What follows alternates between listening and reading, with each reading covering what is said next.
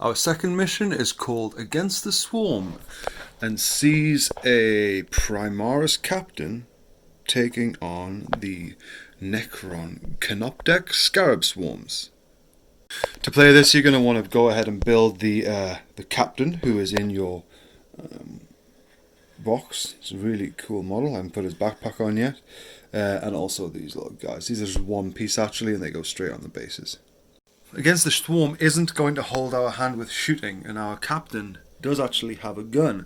So we're going to use the info cards that come in the box in order to see what the ballistic skill of our captain is, the range of his weapon, how many shots he gets, strength, armor penetration, and damage.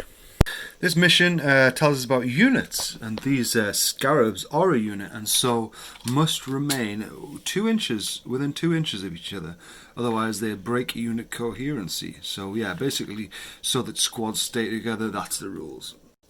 Our captain is, he's pretty good at looking after himself. He doesn't have to stay in coherency with anybody. He's just gonna go by himself against these scarabs over there. We're told to start with the Necrons first, and to go in the phase of movement and shooting, which we did in the last mission, but then a charge phase and a fight phase. If we manage to get close enough, I'll take you through what those are. So, Necron's turn 1, I've got my scarabs here. Basically, they have to try and go and kill this guy down here. So what I'm going to do is I'm going to go ahead and look at their info card and find the movement characteristic, and that's 10 inches, which is actually pretty huge as a basic move. They're also going to advance a d6 inches, so let me get a dice and see how far. 5, so they're going to move, 15 inches as a basic move, which is pretty decent. So in one turn, the scarabs have gone from being over there on their own side to basically being within spitting distance. Now, because I advanced, that is, I rolled the dice to get some extra inches to get from all the way over there to here, that means that I can't actually charge this turn. Basically, the scarabs have used up all their energy getting here. And so it's going to go over to the Space Marine Captain's turn. As mentioned before and in the last mission, we now do movement phase and shooting phase.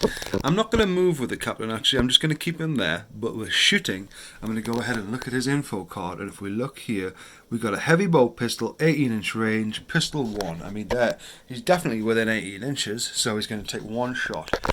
If you look at his ballistic skill here, we got a 2 up. So on a 2+, he hits one of them. And he's hit. Okay, the strength of that weapon is 4. The toughness of these guys is 3. So that basically means that it's not 50-50. It's which would be a 4 up. It's a 3 up to wound, which failed actually, which is a shame. So that is the movement and shooting done. So now we move on to what's called the charge phase, which is new. So in the charge phase, I'm going to declare charge of my captain into these scarabs.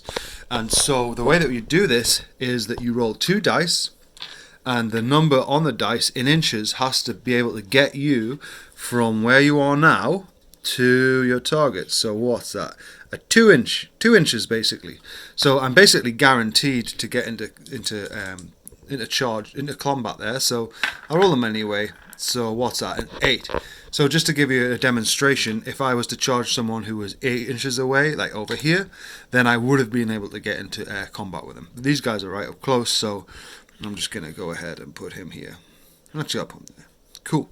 So now we have some combat. So in close combat, everyone gets to fight, but we start with whoever charged. So that's our captain here. We look at his info card there, and we look how many attacks he has, and he has 5 attacks. He's going to be using a master-crafted power sword, which is melee. Gives it strength +1, AP -3, and every hit that gets through is going to do 2 damage, so take 2 wounds off, which is pretty good. So we are going to get 5 dice to represent all his attacks. His weapon skill here is 2. So on a 2 or more, he is going to be making connections with these scarabs. What do we get? All of them hit. So his strength is 4, but his weapon gives him +1. So he's strength 5. the toughness of the scarab swarms is 3. That means that he's going to be wounding on a 3-up. Let's have a look. So 3-up. So 2 of them failed actually. So now the scarab swarms get an armor save. Scarab swarms have a save of 6-up. That's not very good armor. However, the Master Crafted Power Sword has a -3, so basically you can't get, a 9 on a dice. And so they take 3 hits. Every hit that goes through from the Master Crafted Power Swords does 2 damage. So each of these is 2, 4, 6 wounds that this unit of scarabs is going to take. If you look over here, each model has 4 wounds. So basically, one of these dies and another is left with 2 wounds. We'll leave that as a marker there. So the captain has successfully slain the scarabs, but now the scarabs get to fight back. If we look on their info card, scarabs get 4 attacks per model, just to represent all those little mouths biting away, and they hit, if you look at their info card, on a 4 or more. So now, whoops, we're going to hit 4 or more to hit him. A lot of these failed, about 50%, which is kind of mathematically what you'd expect. Their strength is 3, and the toughness of the captain is 4. Because it's less likely to happen than a 4-up or a 50-50, it's a 5 or more to wound. One of them gets through. Looking at their weapons, there's no armor penetration. So we go ahead and we make the captain's armor save, which is a 3-up. So let's see if that wound gets through. And he passed. So those little teeth do their thing, but his armor also does its thing, and he's absolutely fine. We now move on to turn 2 for the scarab beetles. Basically all they want to do is eat that guy there, so they're just going to fight back. Because nobody charged this turn, basically combat starts with the player who its turn it is. So the scarabs now are going to go ahead and do their 8 attacks against the captain. So we collect our dice. There's 8. Oh, I forgot to. I actually accidentally moved the wound marker. So there we go. Let's get the dice together. So we're hitting on 4s. What we got? A few misses. And if you remember, we are wounding on 5s. No, so they absolutely failed to do anything.